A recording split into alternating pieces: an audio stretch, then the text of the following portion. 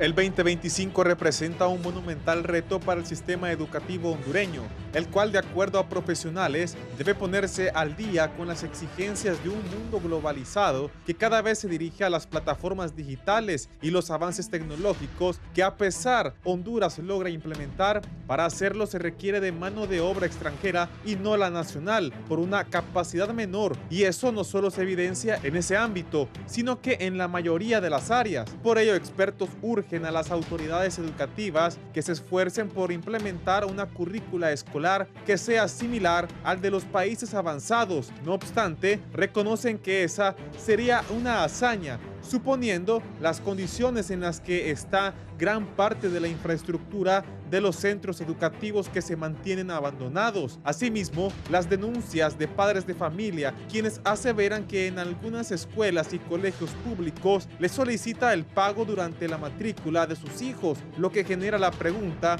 ¿qué sucede con la matrícula gratis y las mejoras en los centros educativos que prometió el gobierno? La Secretaría de Educación afirma que su misión es el de mejorar las condiciones de aprendizaje en la niñez y juventud hondureña. Una de las medidas será cambiar la forma de evaluación, llevando en el 2025 al 50% exámenes y 50% acumulativo. En el 2026 sería un 60% exámenes y 40% acumulativo, mientras que en el 2027 los exámenes tendrán un valor de 70% y el acumulativo 30%. La Secretaría de Educación proyecta que la matrícula sea de 2 millones de estudiantes y mencionan que la deserción escolar se mantiene baja y señala que eso se debe a las estrategias que implementaron, como la merienda, la cual organizaciones de sociedad civil reconoce llega a los alumnos. No obstante, hay quienes expresan que si bien la iniciativa de la merienda escolar es importante, lo cierto es que la misma debería mejorar, ya que los padres de familia en muchos casos se ven en la necesidad de utilizar sus limitados recursos para siquiera comprar refrescos a los pequeños. Además, que se debe variar el menú, aunque resaltan el esfuerzo hecho por la actual administración de iniciar con este programa que consideran es piloto. Si bien en los últimos años la Secretaría de Educación no exige el uso de uniforme, los padres de familia piden al gobierno ayudar a los estudiantes con la entrega de útiles, ya que los mismos en la costa norte, señalan, subieron de precio. Igualmente, diversos sectores sugieren a Educación tratar en la medida de lo posible mejorar en las materias de español y matemáticas, además que las mismas vayan de la mano con la implementación de tecnología y una materia de moral y cívica para cultivar valores en los ciudadanos desde pequeños.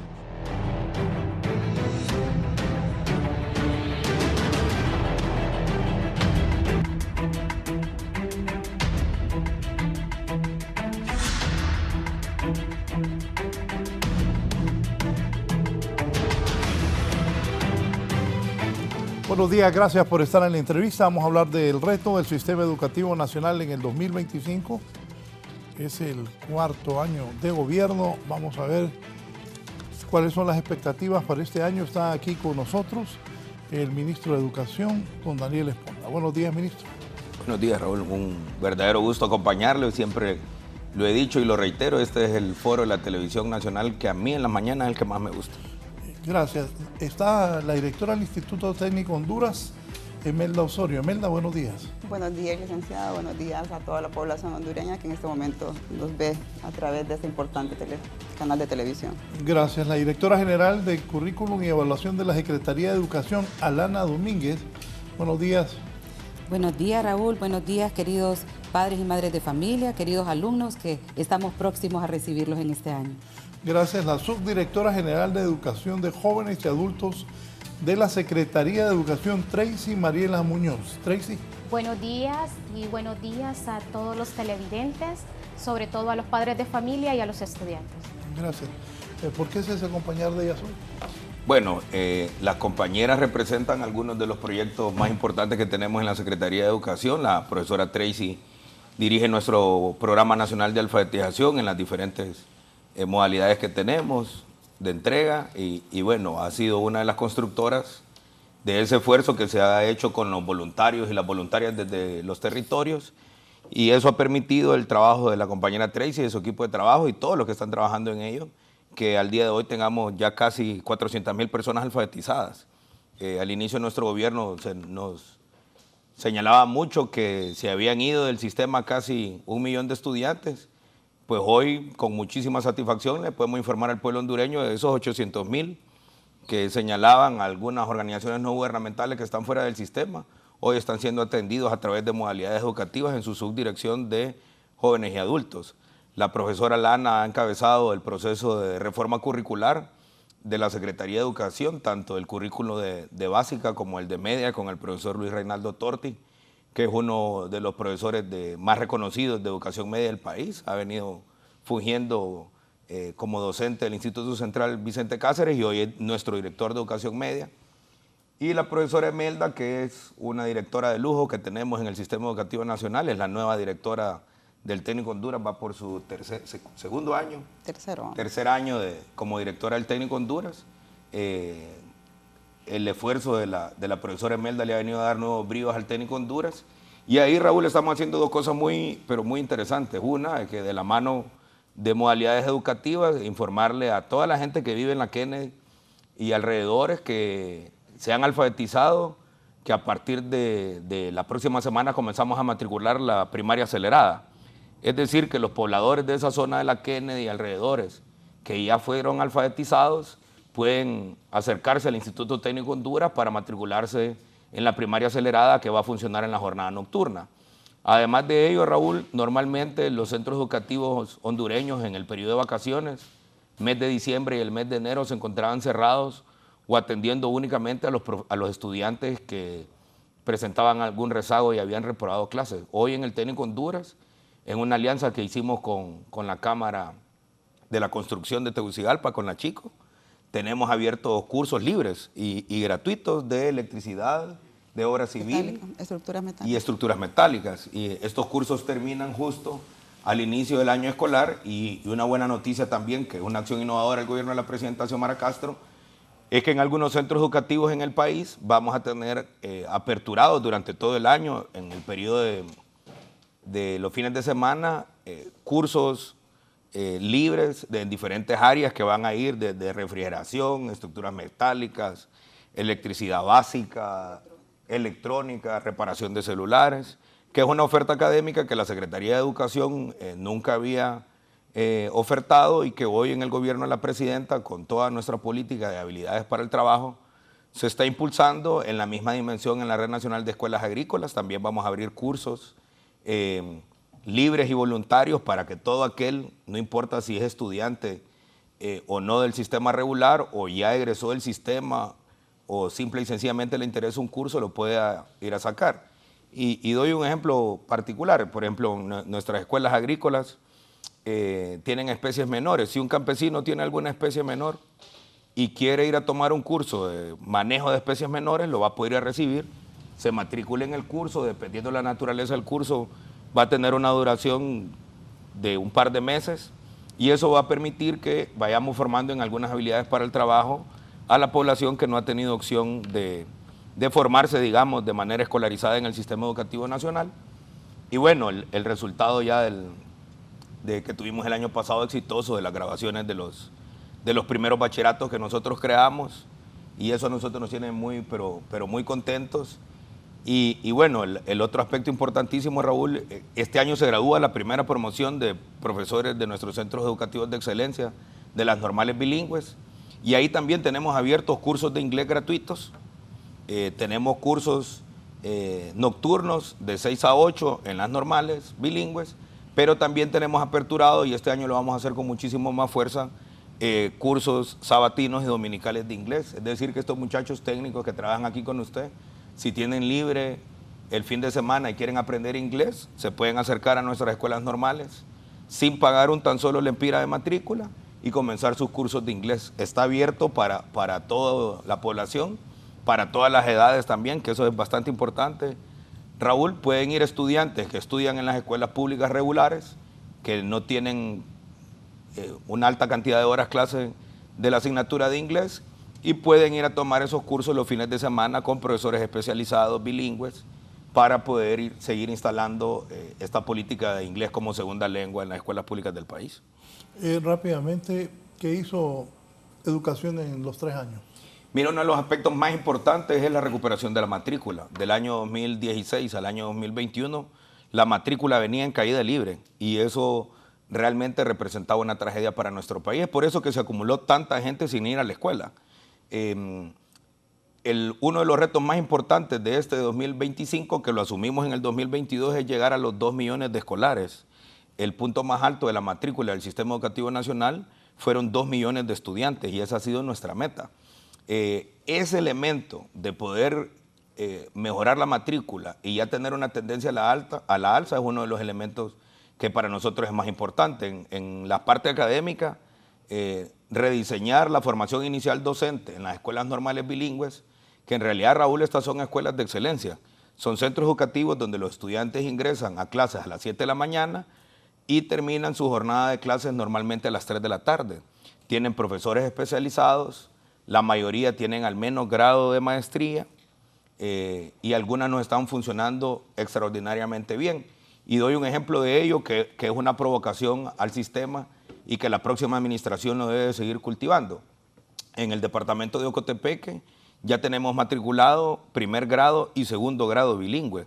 Además que ya tenemos 7º, 8º, 10º y 11º, y este año que se nos gradúa la primera promoción de último año de bachillerato.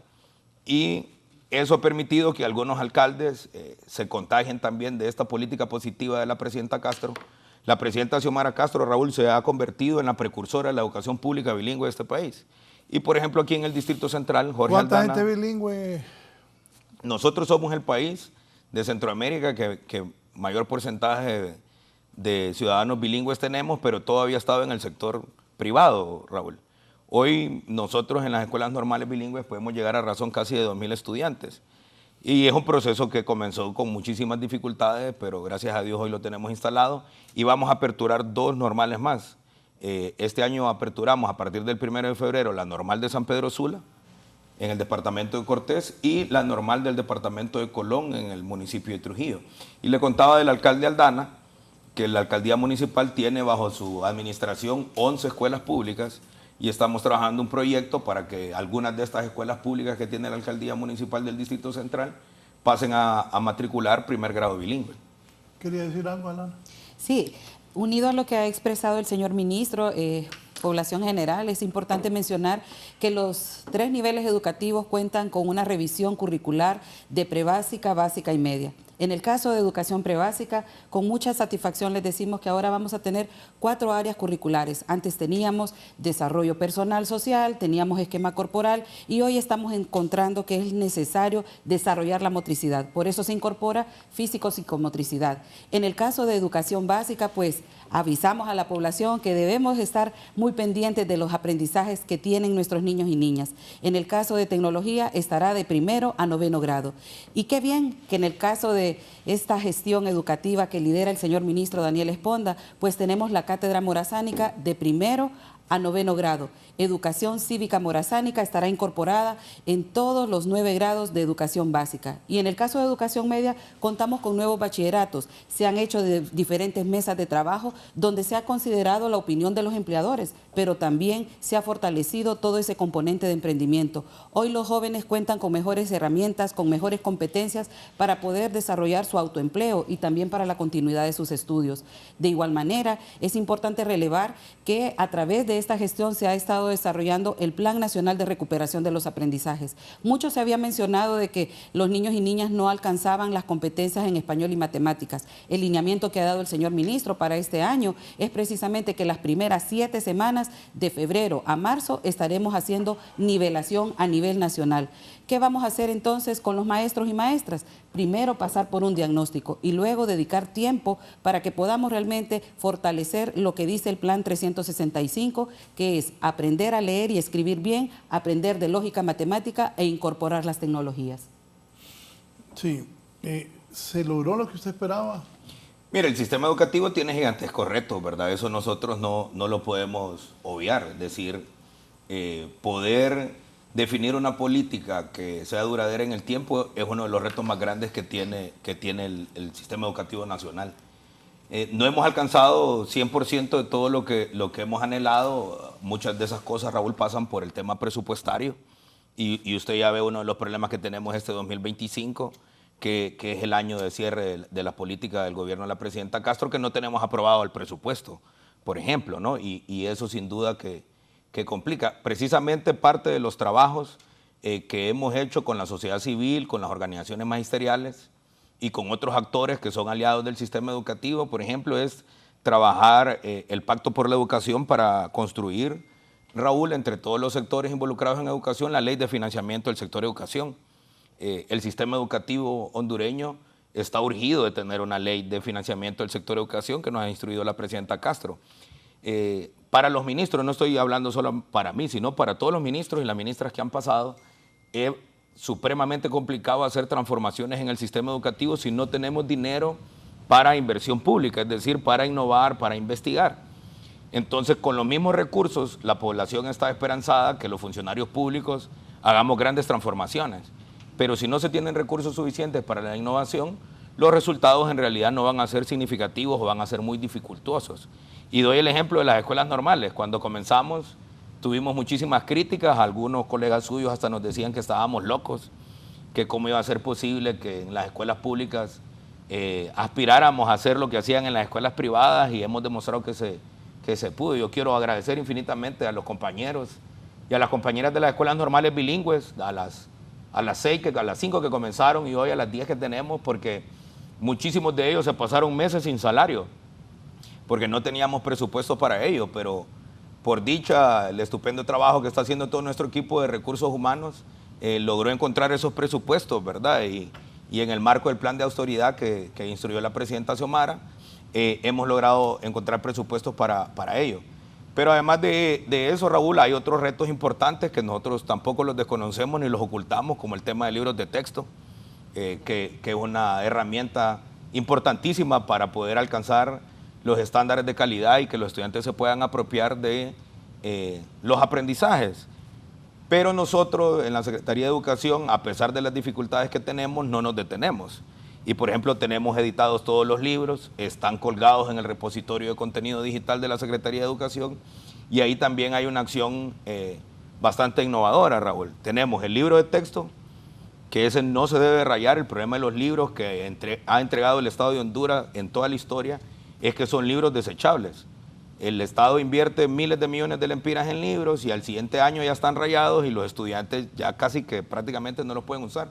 En los libros que nosotros hemos diseñado es el libro de texto que debe ser reutilizado, que debe ser impreso en una muy buena calidad, y a la par tenemos un cuadernillo de trabajo que ese es de bajo costo, que ese sí se puede rayar, que ese sí se puede recortar, que ese sí se puede colorear, y esos libros o esos cuadernillos de bajo costo son los que se deben de estar reimprimiendo año con año. ¿Cuál es la ventaja hoy de tener el repositorio de contenido digital? Que, por ejemplo, si la profesora Tracy lleva 4º grado y no tiene los cuadernillos de trabajo, con el presupuesto de la matrícula gratis, que ese es un enorme beneficio que hemos tenido en estos 4 años de la administración de la presidenta Xiomara. Ella puede imprimir esos cuadernillos en su escuela, en las impresoras de la escuela, o sacarle copia en las fotocopiadoras de la escuela a un costo más bajo, y rápidamente puede tener materiales didácticos para poderlo resolver. Entonces, eso para nosotros es muy, muy importante, lograr construir un mecanismo de entrega de libros de texto que no sean desechables, que se puedan reutilizar para garantizar que siempre tengamos libros. Nosotros hoy necesitamos alrededor de unos 600 millones de libros para poder colocar todos los sets de libros de las áreas específicas en los diferentes niveles del sistema educativo, y ojalá que en el Congreso de la República se apruebe el presupuesto para que podamos tener ese presupuesto para generar libros de texto. Y por otro lado, retos importantes como la ampliación de la cobertura, Raúl. En el tema de educación inicial, nosotros prácticamente en el país teníamos una política de educación inicial muy, pero muy escueta, muy reducida, y hoy con un financiamiento que tiene el Estado de Honduras, con el Banco Mundial, estamos construyendo centros educativos de primera infancia. Vamos a dotar este año de juguetes lúdicos a los preescolares, y en el caso del municipio del Distrito Central, aquí en la zona de los mercados, donde era el viejo edificio de construcciones escolares, hemos construido el Centro de Atención Integral a la Primera Infancia, que también es una prueba concepto que la estamos sistematizando. Ahí vamos a recibir, o estamos recibiendo, Raúl, estudiantes de 30 días de nacidos. Es decir, y son las imágenes de apoyo que tenemos. Usted puede ver ahí la sala cuna, por ejemplo, donde las madres de familia en la zona de los mercados van a poder hacer sus controles prenatales, sus controles postnatales. ¿Y hay presupuesto por eso? Hemos identificado presupuestos y, como usted puede ver, ya está construido. Entonces, estos niños que nosotros vemos hoy en las imágenes, que están expuestos a la contaminación y a todo lo que ocurre en los mercados, por la naturaleza de los mercados, hoy ya tienen un espacio adecuado, digno, donde la mamá lo pueda dejar, y en su hora de lactancia visitarnos en el CAIPI para darle la lactancia a su hijo y después retornar nuevamente a su puesto de trabajo en condiciones dignas. Lo mismo vamos a replicar en la zona, en la penitenciaría de mujeres, porque también hay niños que acompañan a madres privadas de libertad, y lo queremos replicar en otras zonas del país, además de los preescolares convencionales que estamos construyendo. En estas comunidades donde hemos ampliado la cobertura de la educación inicial, se va a aumentar la obligatoriedad de 2 años de educación inicial, Raúl, para poder matricularse en primer grado. Y yo le quiero hacer un llamado hoy a todas las madres y los padres de familia. El principal reto que nosotros tenemos este año 2025 es llegar a esos 2 millones de escolares matriculados en las diferentes modalidades del sistema. La matrícula es completamente gratis, no hay que pagar absolutamente nada, no hay excusa de matricular a un niño, y yo se lo pido por favor a los directores de centro que no cobren por matrícula y que no estén impidiendo la matrícula porque a un niño le hace falta la partida de nacimiento. Hoy, con la alianza que hemos hecho con el Registro Nacional de las Personas y la buena gestión del comisionado Rivera, los profesores podemos descargar las partidas de nacimiento del portal del Registro Nacional de las Personas. No es obligatorio la tarjeta de salud tampoco. Por supuesto que hay que hacer expedientes médicos para saber el estado de salud de nuestros niños, pero hay que matricularlo, eso es lo más importante. Y después ir solventando la papelería que necesitamos en los centros educativos. Ayer particularmente nos pusieron una denuncia en el Instituto 1 de Mayo de San Pedro Sula, que estaban cobrando.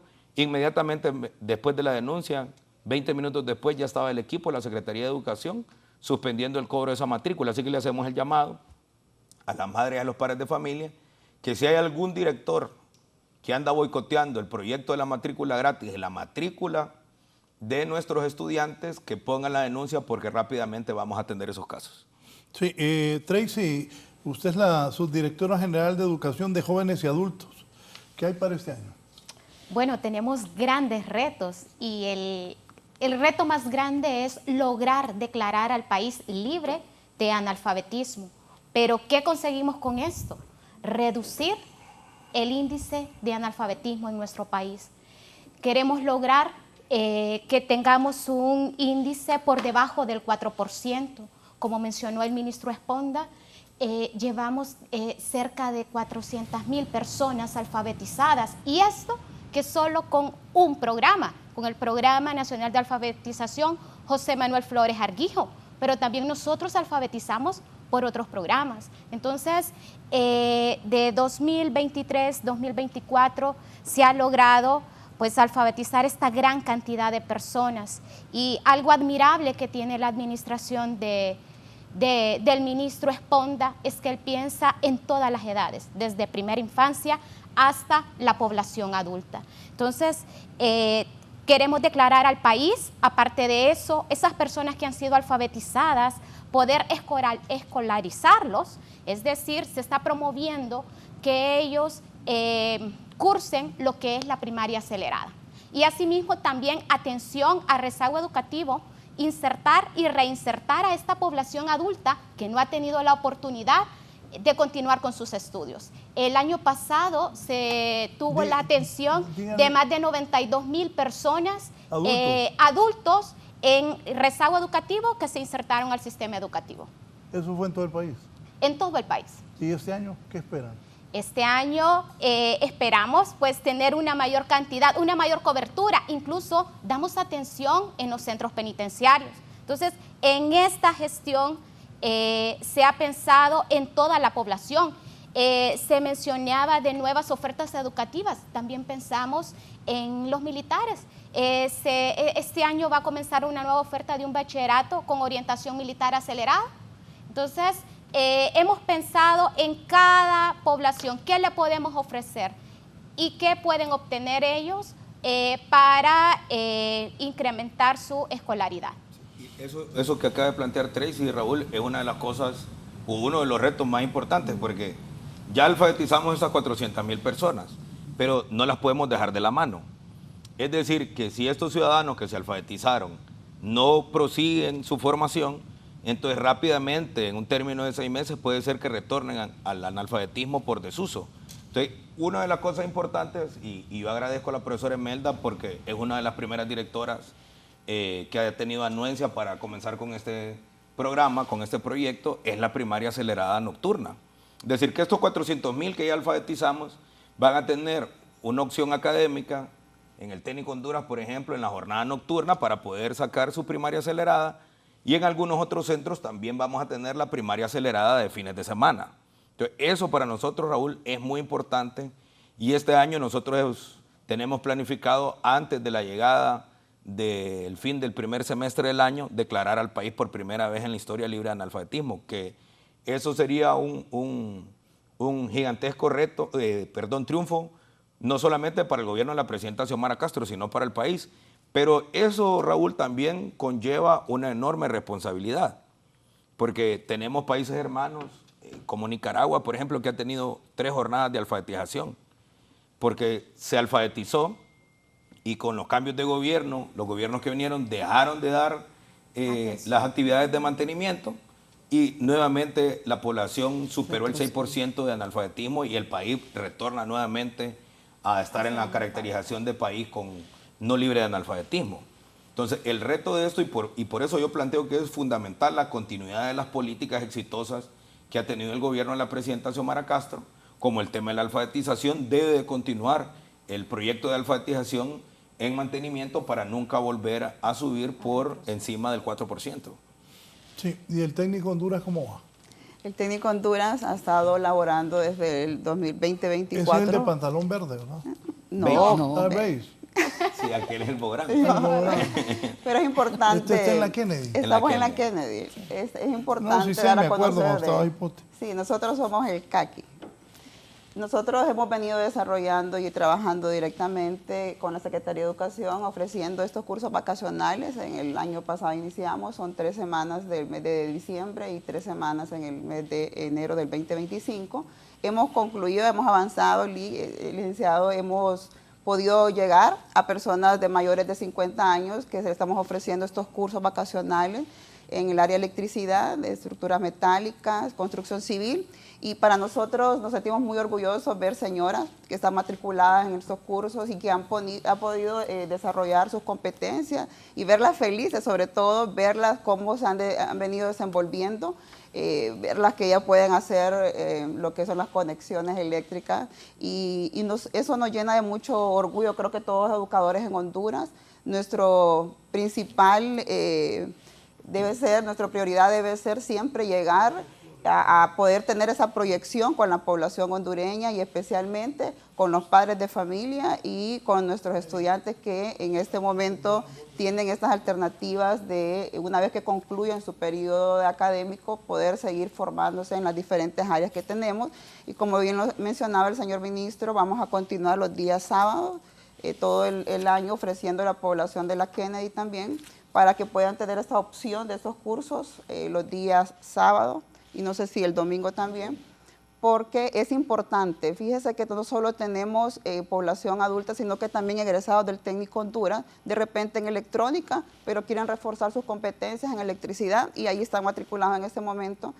Vamos a graduarlos en las próximas semanas con el señor ministro de Educación y con la Cámara Hondureña de Industria de la Construcción, que nos ha venido apoyando también, pero sobre todo se enfocaron, si puede ver las imágenes, en proyectos de mejora en el centro educativo. Es un legado que están dejando ellos mismos, esta proyección, y esto los hace empoderarse aún más, ¿verdad?, de lo que es el Instituto Técnico Honduras.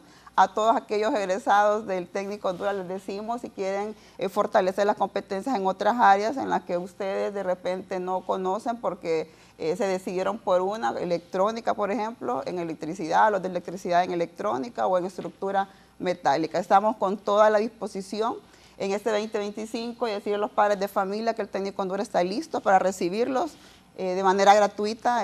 ¿Qué tanto se ha modernizado el Técnico Honduras? Muchísimo, porque hemos venido con personal nuevo. El equipo docente en la mayoría son personal que se ha formado a nivel de maestrías y doctorados en el extranjero, egresados del Técnico Honduras, y esto permite fortalecer las competencias, porque recuerda que cada año y en cada momento tenemos un mercado más exigente, modernizado, y esto nos permite a nosotros trabajar en equipo con los docentes que hemos venido desarrollando, que han venido trabajando en el Técnico Honduras, más con el nuevo personal que se ha venido integrando en la institución. Recuerda que nosotros, siempre les digo que nosotros los docentes no somos competencias, somos un equipo de trabajo dentro de los centros educativos, y lo que mejor desarrollo le provoca en los centros o en los institutos es el trabajo en equipo de manera integrada, porque eso nos permite fortalecer lo que de repente yo no conozco, lo conoce otro compañero y nos ayuda a poder desarrollar hacia lo que las instrucciones o los lineamientos que nos vienen, o desarrollar las políticas educativas de una mejor manera. Nosotros estamos sobre todo agradecidos con los apoyos que recibo desde el Gobierno de la República a través de la Secretaría de Educación, porque las instituciones técnicas son el futuro de este país, sobre todo en temas de recursos humanos, en donde se desarrollan en las empresas, no solo en lo que son las empresas en la zona norte, sino que también aquí en el país podemos, yo me siento orgullosa cada vez que me presentan algún egresado del Técnico Honduras, y podemos tener aquí también el canal de televisión que hay egresados de la institución. Yo sé que se sienten orgullosos de formar parte de ese equipo de egresados. Les digo equipo porque siempre están ahí pendientes de todo el desarrollo de las actividades del Técnico Honduras, y vamos para mejores tiempos, porque los mejores tiempos es cuando venimos y buscamos nuevas alternativas de proyección con la sociedad hondureña. ¿Cuántos estudiantes tienen ahí? Actualmente tenemos 2.500. ¿2.500? Sí. La matrícula, por ejemplo, en el caso del Técnico Honduras ha mejorado considerablemente. ¿Y el edificio ha crecido? ¿Cómo es? Bueno, no hemos avanzado en cuanto a temas de construcción. 2.500, sí. Es bastante. Recuerda gente. que tenemos 3 jornadas, matutina, vespertina y nocturna, y también tenemos la forma de entrega a distancia, que son sábados y domingos para los jóvenes y adultos. Por dicha, Raúl, los centros educativos de la colonia Kennedy, el distrito número 5, su matrícula tiene un muy buen comportamiento, todo. Eso para nosotros es muy importante, porque en el pasado, y lo digo con propiedad porque trabajo en el Técnico Honduras, era un centro educativo que venía perdiendo la matrícula, y la hemos venido recuperando. Este aspecto de lo que acaba de plantear la profesora Imelda es bastante importante e interesante, Raúl, porque la Secretaría de Educación nunca lo había hecho. Como pudieron ver en las imágenes de apoyo, hay un curso, por ejemplo, de obra civil. Nosotros tenemos un montón de albañiles en el país, pero no están tecnificados, no saben interpretar mapas, o no saben interpretar los electricistas, por ejemplo, los mismos mapas y los circuitos que necesitan hoy que el país está avanzando, por ejemplo, a la construcción de vivienda horizontal. Es importantísimo que puedan tener esas habilidades. Entonces, como lo puede ver en pantalla, estos muchachos, y como puede ver, no solamente son estudiantes en edad escolar adecuada, sino que también son adultos que posiblemente hicieron hasta tercer grado, hicieron hasta sexto. Y hoy la institución le está dando una oferta académica que profesionaliza. Es decir, que por ejemplo, un maestro de obra o un ayudante de albañilería puede ir a tomar perfectamente estos cursos, se puede profesionalizar y sin duda eso le va a entregar herramientas técnicas para tener mayor potencialidad en su trabajo. Acá mismo uno de sus camarógrafos es egresado del Instituto Técnico Honduras. Entonces, por ejemplo, de las asignaturas que él sacó, dada la especialidad que él estudió, esa disciplina ha ido evolucionando muchísimo. Entonces, no solamente vamos a dar cursos como el de obra civil o el de soldadura o el de electricidad, posiblemente en el transcurso del año aperturemos, por ejemplo, diseño de aplicaciones para teléfonos inteligentes, reparación de celulares, programación de páginas web, que no necesariamente, Raúl, tiene que ser un estudiante que esté estudiando esa disciplina, puede ser que sea un ingeniero en civil que le gusta el tema de la informática y decida por propia voluntad ir a tomar esos cursos. Mira una cosa muy interesante que nos ha ocurrido con estos cursos, Raúl. La retención de la matrícula de los cursos vacacionales libres que hemos ofertado, la retención es del 100%. Es más, los profesores casi que tienen que correr a los muchachos del centro educativo. En la jornada normal, digamos, escolarizada, los hipotes ya en la última clase están locos por irse, pero en estos cursos vacacionales, como todos van de manera voluntaria, no importa que llegue la hora de que termine la jornada normal de la capacitación o del curso, hay algunos que se quedan hasta un par de horas después. Y eso para nosotros es muy significativo porque el sistema educativo hoy, con esta prueba inicial que estamos haciendo, por primera vez en la historia del país, se están ofertando cursos libres que cualquiera lo puede tomar. Entonces yo le decía mucho a los empresarios, en empresa privada no vamos a tener crecimiento de la economía nacional. Pero, por ejemplo, en esta empresa estoy seguro que los camarógrafos, sonidistas, diseñadores gráficos, muchos aprendieron en la escuela de la vida y no necesariamente recibieron cursos altamente técnicos. Y hoy ese es uno de las apuestas del gobierno de la presidenta Castro en nuestras instituciones, sobre todo en los colegios técnicos.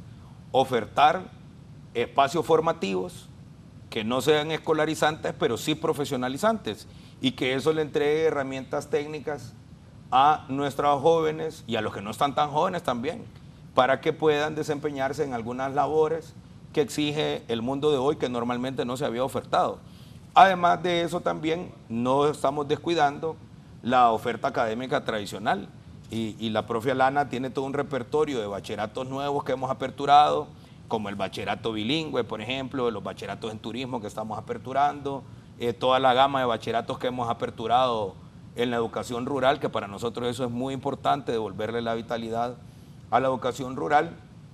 Y a mí me da muchísima satisfacción, por ejemplo, el bachillerato agroalimentario, el bachillerato agroforestal, que ahí hicimos, Raúl, cajas de autoahorro, comenzamos haciendo ejercicios de cajas de autoahorro con los estudiantes, después involucramos a las madres y a los padres de familia. De esas cajas de autoahorro, algunas evolucionaron a cajas rurales, que hoy, gracias al gobierno de la presidenta Castro, tienen financiamiento.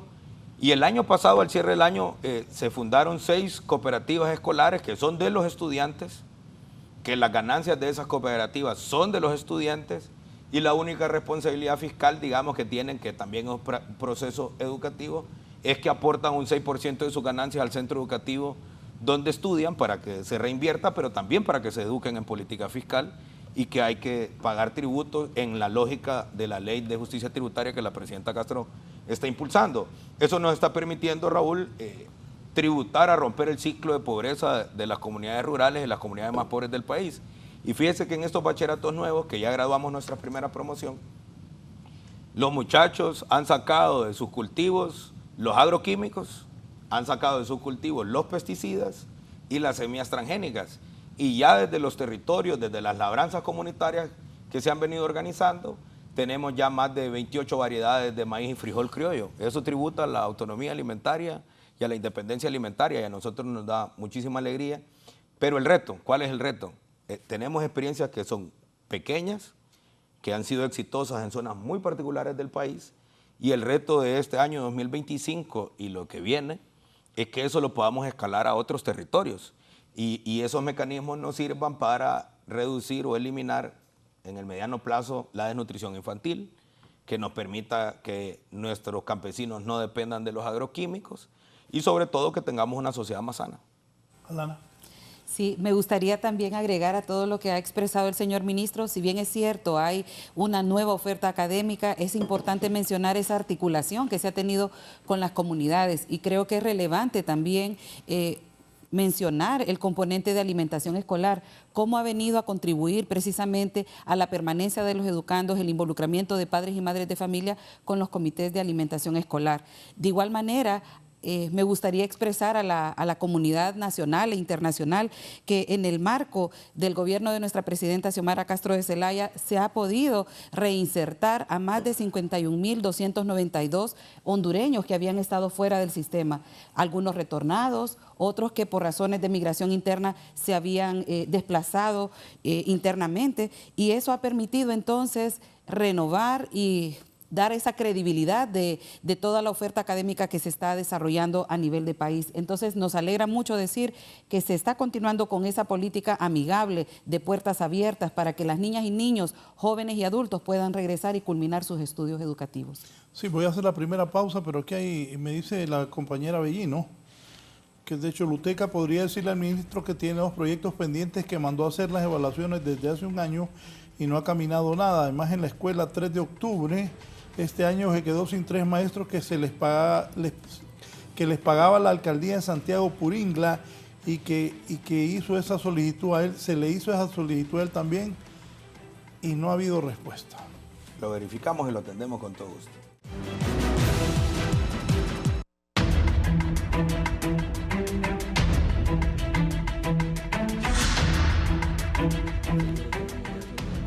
Tengo con producción una serie de preguntas para que todos ustedes puedan contestar y el ministro les va a ir diciendo su participación. ¿Qué llevó la Secretaría de Educación a implementar la evaluación de exámenes, 50 exámenes y 50 acumulativos? Óigame, así es fácil pasar. No, si es que antes de que nosotros tomáramos esta medida eran 70 puntos de acumulativo, Raúl, lo que pasa es que a la gente se le olvida. Óigame, pensé, yo no fui un brillante alumno, mentira. En último de comercio llevaba 7 clases, me quedé en 5. ¿Cierto? Me gustaba el fútbol. Mire cómo quedó la profesora viéndome. Espere, voy a aclarar. Felicidades por el campeonato del Motagua, por eso. Después de esa final colegial me llevaron al Motagua, Rubén Guifarro me llevó, le agradezco al profesor Guifarro. Entonces me quedé en 5 de 7. Pero mi papá siempre me ha dicho que el día que perdiera un año me iba a meter al batallón. Gracias a Dios, mi santa madre, las mamás, me acuerdo una vez que pusieron mi nombre en una promoción del Guillén Zelaya, ahí me gradué de perito, y di un discurso, era secretario de la presidencia yo. Le agradecí a las mamás, que son las que andan detrás de los muchachos y las muchachas, buscando que sus hijos avancen, porque la mayoría de los hombres pues trabajan y son las madres las dedicadas a los hijos. Pues ahí me quedé en 5 de 7, entonces busqué los 2 más inteligentes de la clase, y durante un mes me puse a estudiar con ellos y las pasé todas. Ojo, en el primer examen era de estadística. Estoy contando mi historia. Era el examen de estadística, habían como 120. Ella flaquita, me acuerdo, la profesora era flaquita. Dejaba media humanidad en estadística. Qué bueno. Entonces, no, óigame, esta historia es buenísima. Entonces, yo había estudiado. Entonces yo tengo mis cosas buenas también. Entonces vi que una de las muchachas que solo había quedado en esa clase, tenía más, no se me olvide esto es en último de comercio, en 1983. Le digo yo, tenés mala la media aritmética. Y me quedó viendo así como, ¿y este qué sabe? No se me olvida, oiga bien qué pasada la que estoy contando. Y la profesora era tan jodida que tenía 120 alumnos ahí y si perdías una clase, no te graduabas. No ven que se ha puesto a revisar exámenes ahí. Terminando la grosera. Sí. Y los organizaba de la nota más alta a la más baja. Oiga, pero ahí terminamos el examen y se puso. Y el que perdía el examen no se graduaba. Entonces, Raúl Valladares dice, 95%. Me acuerdo la muchacha, no la voy a mencionar. Ni la profesora. 52% está aplazada. No se graduó. No se graduó.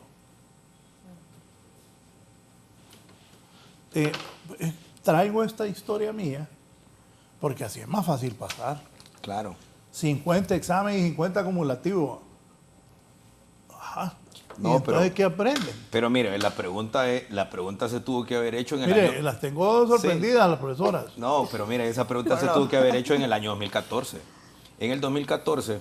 También lo dije. Sí, que- No, claro, pero mire, los hondureños tenemos memoria corta. Del 2014-2015 al año 2023-22, que comenzamos a modificar el sistema de evaluación, los estudiantes tenían 5 recuperaciones, Raúl, y tenían escuela de vacaciones. 5 recuperaciones y tenían 70 puntos de acumulativo y 30 puntos de examen. Nosotros hoy estamos dando 50 puntos de acumulativo y 50 puntos de examen. Vamos a tener flexibilidad en áreas que son mayormente prácticas, como educación física, como artes, las de técnica industrial. Ahora, este es un proceso, Raúl, que viene dando paso a paso. Mire, el primer año que nosotros entramos a la Secretaría de Educación en el 2022, primera disposición, eliminar la escuela de vacaciones porque eso era una farsa y la eliminamos. Algunos pegaron el grito al cielo, no nos acompañaron, etc. El siguiente año eliminamos las recuperaciones. El año que recién acaba de pasar establecimos una única recuperación, que también un montón de gente se nos vino encima. Este año la evaluación pasa de tener 70 puntos de acumulativo, pasa a tener 50 puntos de acumulativo y 50 puntos de examen.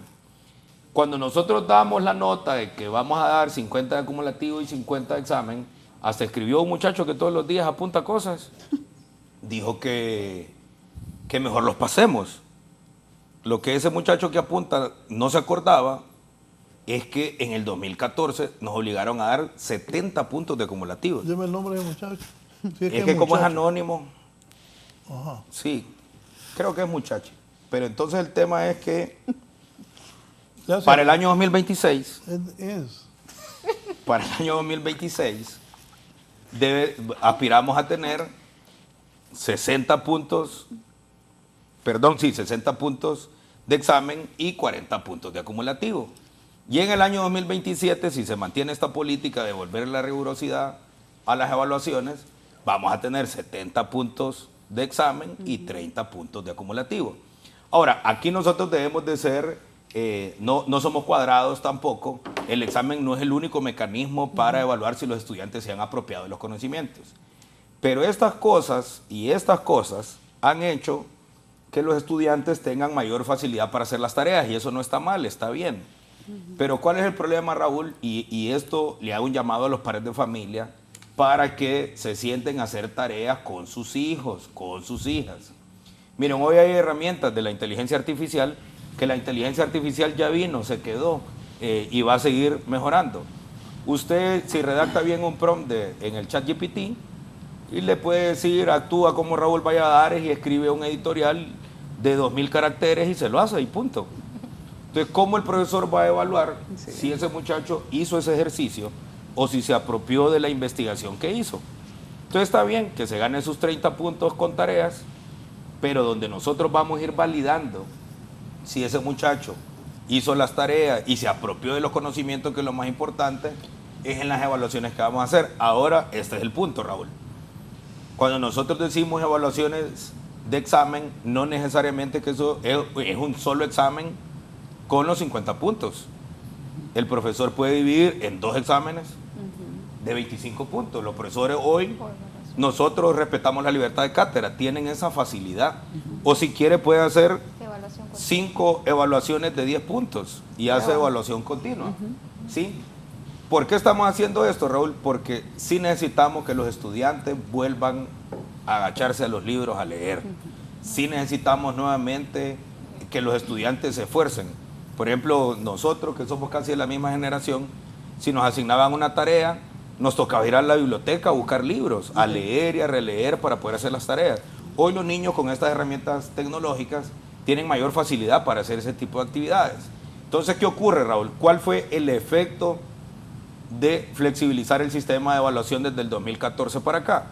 Número uno, parecía que todo era lindo, que mejorábamos los indicadores de calidad del sistema, porque la cantidad de aprobados era gigantesca y la cantidad de reprobados era poca, ¿sí?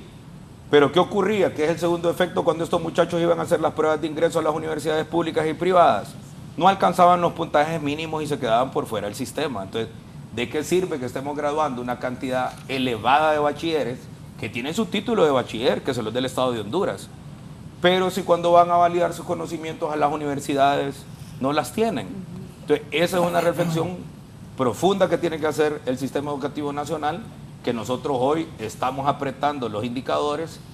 Y fíjese que nosotros este año, el año pasado, tomamos una decisión que a algunos les gustó y a algunos otros no les gustó, que fue eliminar ese montón de recuperaciones.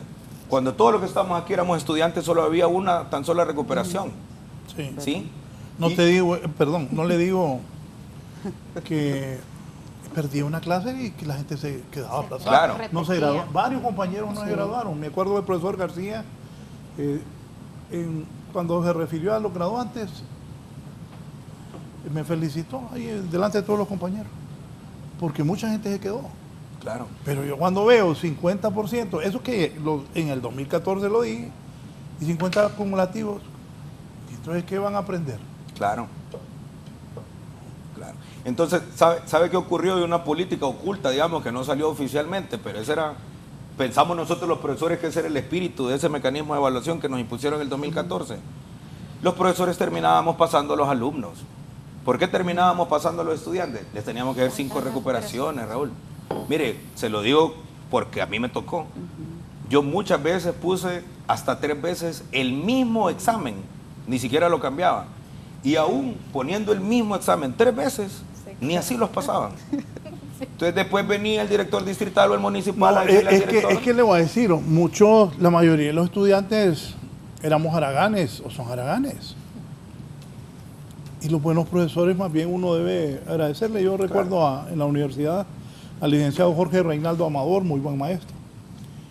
Le saludo a la profesora Teresa, que me daba contabilidad y finanzas.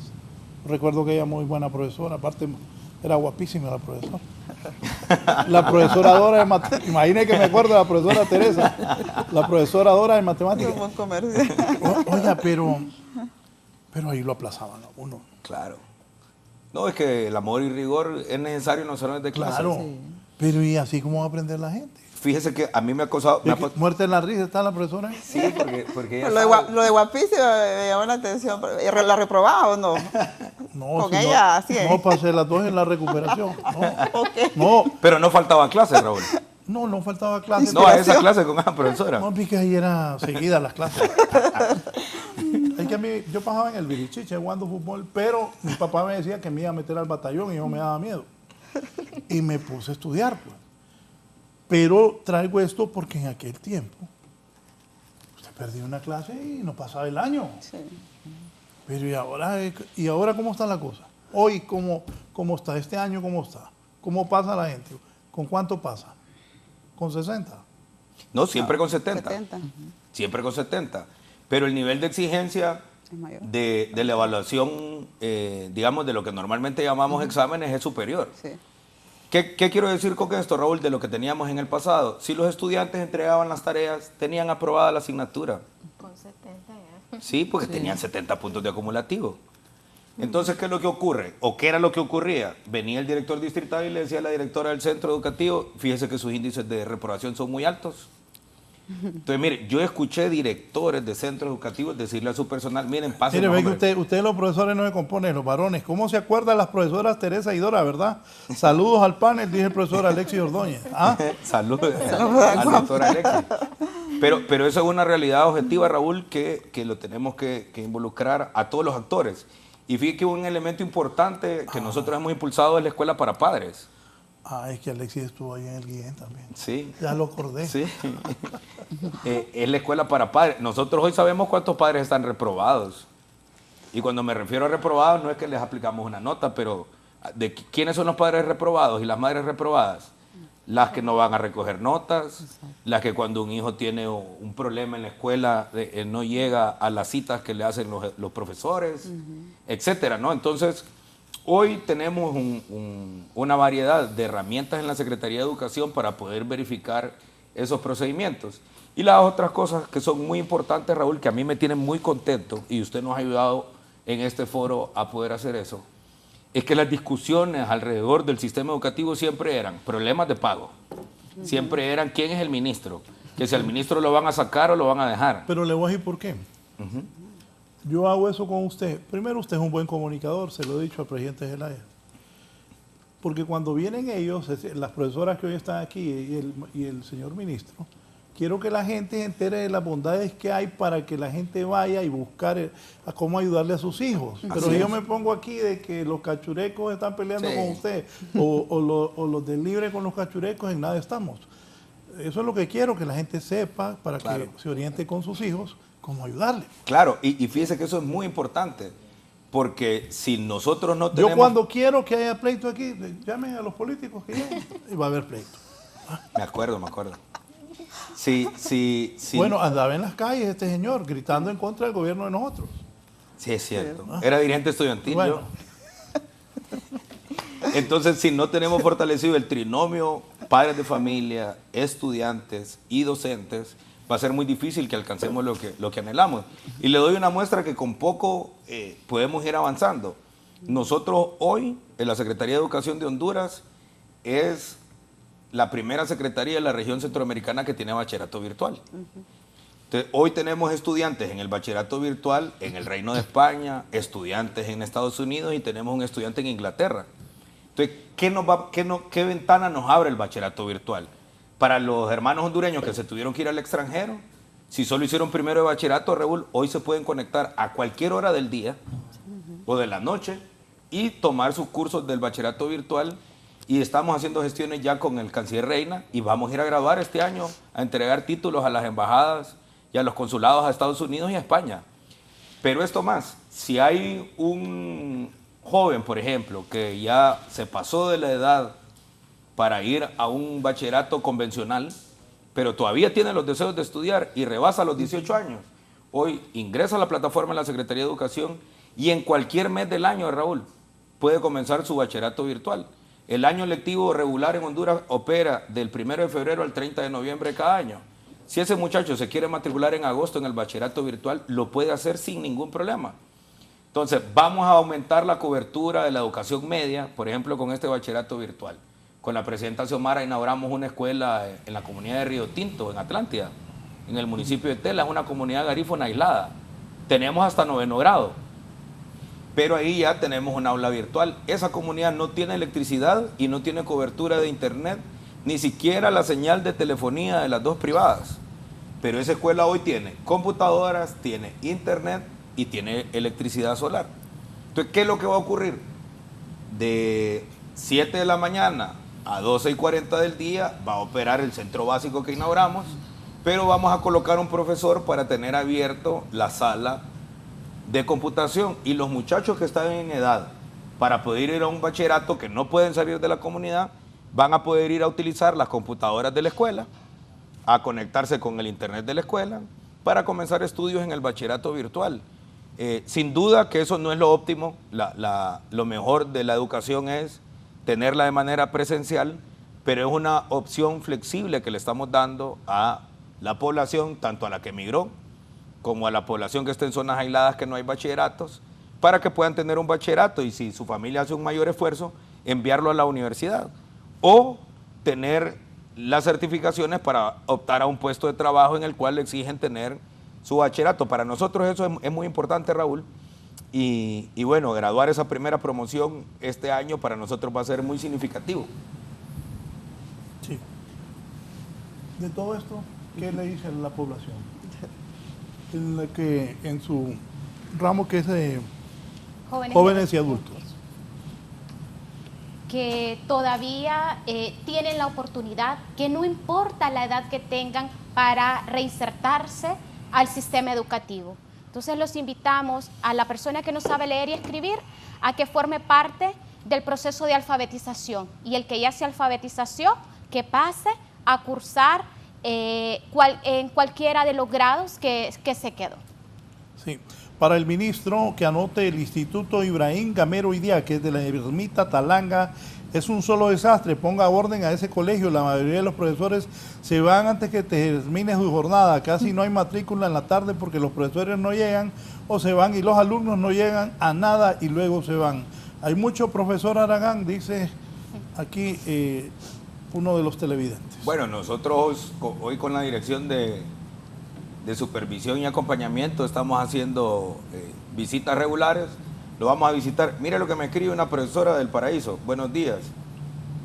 Por ejemplo, con eso de las 5 recuperaciones, es cierto, este año se me quedó un estudiante en 10º y los padres de familia vinieron a visitarme y querían que lo aprobara a fuerza. Y esa es otra cosa que está ocurriendo mucho. Yo quiero llamar a la madre y a los padres de familia, Raúl, a la reflexión. Porque mire, de poco o nada sirve que los estudiantes tengan el título y no sepan. Y bueno, cuando nosotros éramos estudiantes, no hace mucho, si yo reprobaba una asignatura o usted reprobaba una asignatura, ya cuenta usted que su papá lo tenía amenazado que lo iba a mandar al batallón. Sí. Casi que reprobar una asignatura era una tragedia. Hoy los papás y las mamás, muchos, no estoy diciendo que todos, pero muchísimos se enojan porque los estudiantes reprueban. Y vean, las clases están hechas para que los estudiantes aprendan y avancen al siguiente nivel. Pero tampoco podemos ser irresponsables de aprobar o promover estudiantes al siguiente nivel si no tienen los conocimientos y las competencias mínimas. Entonces, ¿qué llamado le quiero hacer yo a las madres y a los padres de familia? Si su hijo el año pasado reprobó el grado, no lo saque de la escuela, no lo saque del colegio. Matricúlelo nuevamente. Que ese año que no aprobó sirva de escarmiento y le facilite tomar conciencia para aplicarse en sus estudios. Lo peor que puede pasar es que lo saque de la escuela. Ahora, también, Raúl, debemos de comprender que no veníamos de vacaciones y que los niños que nosotros tenemos hoy, por ejemplo, en 4º grado, son niños que en el 2022 arrancaron su año de manera semipresencial. Pero los niños que tenemos en 5º, en 6º y en 7º, hicieron 1º y 2º y 3er grado en la casa. Porque recuerden que... 1º, 2º. 1º, 2º y 3º. Porque estábamos en la pandemia. Entonces, ¿qué ocurre? Eso sin duda que ha generado un impacto negativo en la calidad de los aprendizajes. Entonces, ¿qué queremos decir con esto? Padres de familia que tuvieron a sus hijos de manera virtual en los primeros años de la escuela y en los primeros años del colegio, deben de dar un seguimiento muy preciso del desarrollo académico de sus hijos, porque sus hijos en relación a los que se matricularon en el 2023 tienen una gigantesca desventaja y eso va a generar un impacto negativo en la calidad de sus aprendizajes. Pero si papá y mamá trabajan en equipo con el profesor, con la profesora en los centros educativos, esas falencias que viene arrastrando resultado de la pandemia las va a poder superar y seguro va a ser un estudiante destacado. Pero eso depende no solamente del niño, Raúl, eso depende del concurso y los esfuerzos del niño, de la madre y el padre de familia y del docente.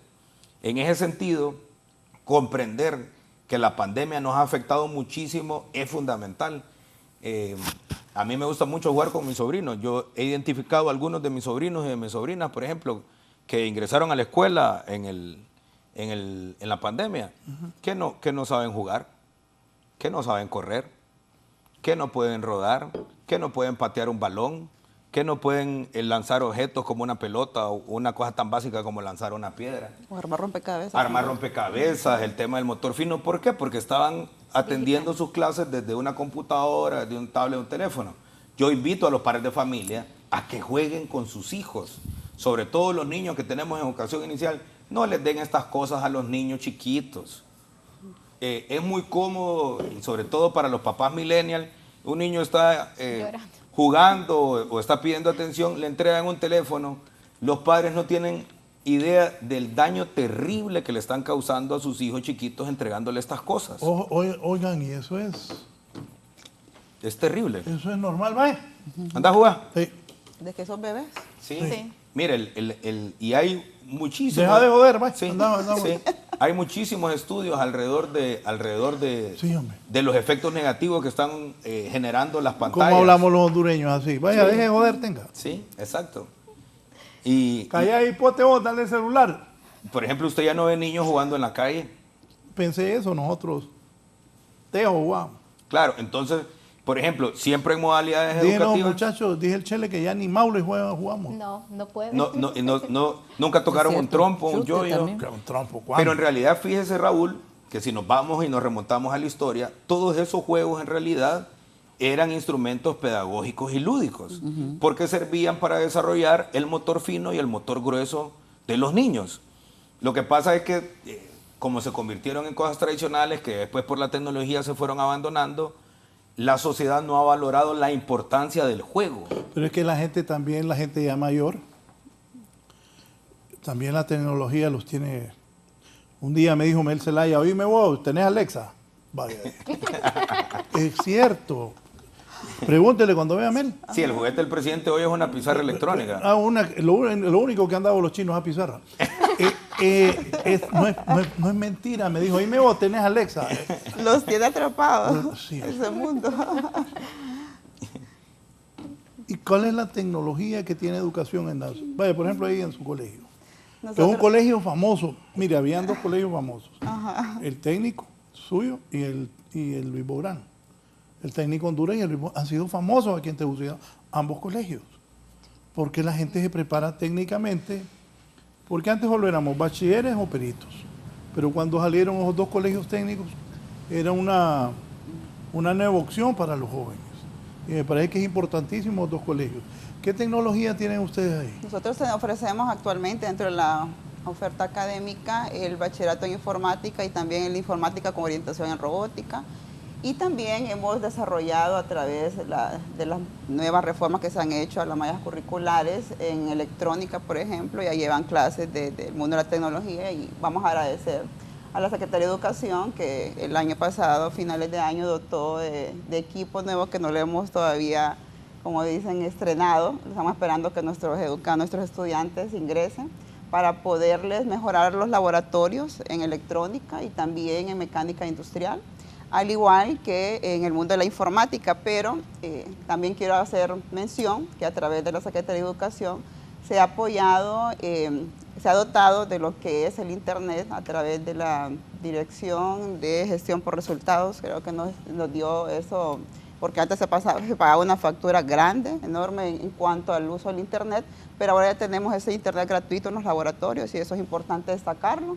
Y también, licenciado, quiero hacer mención desde que el señor ministro estuvo en el técnico Honduras, porque todavía está, pero ahorita está ocupando un cargo, pero en su tiempo él sabe de que activaron el comedor estudiantil, que es importante destacarlo, que este año, desde el año pasado se reactivó y estamos dándoles un tiempo de comida a aquellos estudiantes que no tienen recursos y que puedan permanecer en la institución, porque en el caso de robótica, pues tiene un horario de jornada extendida y entonces lo atendemos, al igual que hemos activado lo que es la Academia de Matemáticas, que ganamos este año también la medalla de plata, y eso es importante, que hemos fortalecido el mundo de las matemáticas, que el técnico siempre ha destacado por eso.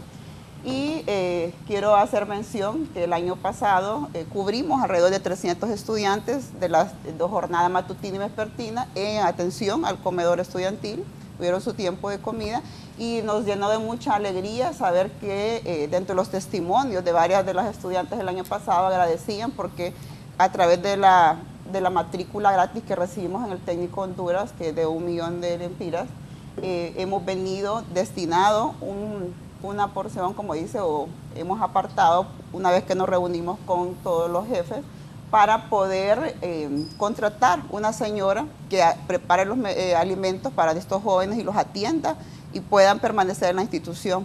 Una de los testimonios de las estudiantes, no voy a decir de cuál es su nombre, pero me llamó la atención que ella decía, con esto pude estudiar este año y culminar, ella está próxima a culminar este año 2025 su carrera, pero nos llena de emoción saber de que pudimos dejar este legado a través de la matrícula gratis y esta proyección importante tan humana que ha hecho el señor ministro de Educación desde que él estuvo en el Técnico Honduras, y todo el equipo de trabajo de profesionales de la institución, que la verdad nos sentimos orgullosos porque son muy especializados, y estamos preparados para recibir a toda esta nueva población que ha llegado, que incluso vienen de escuelas privadas. Ya tenemos matrícula, hicimos una matrícula el año pasado, ya de primer ingreso, y llegamos aproximadamente ya de séptimo grado, llegamos a 300 estudiantes, solo en la parte de inscripción. Me imagino que ya para esta semana, próxima semana ya tendremos lleno.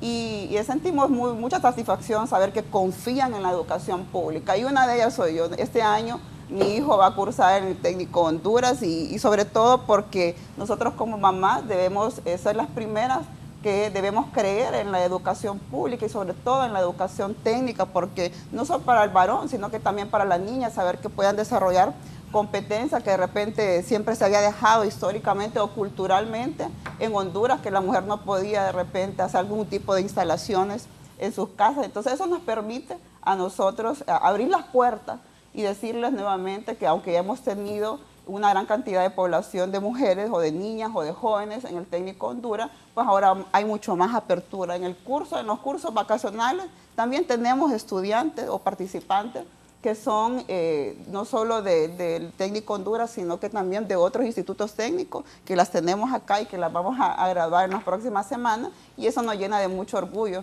Cuando entrevistamos a los docentes nos dicen, fíjese, me dice, que las más comprometidas y enfocadas son las niñas.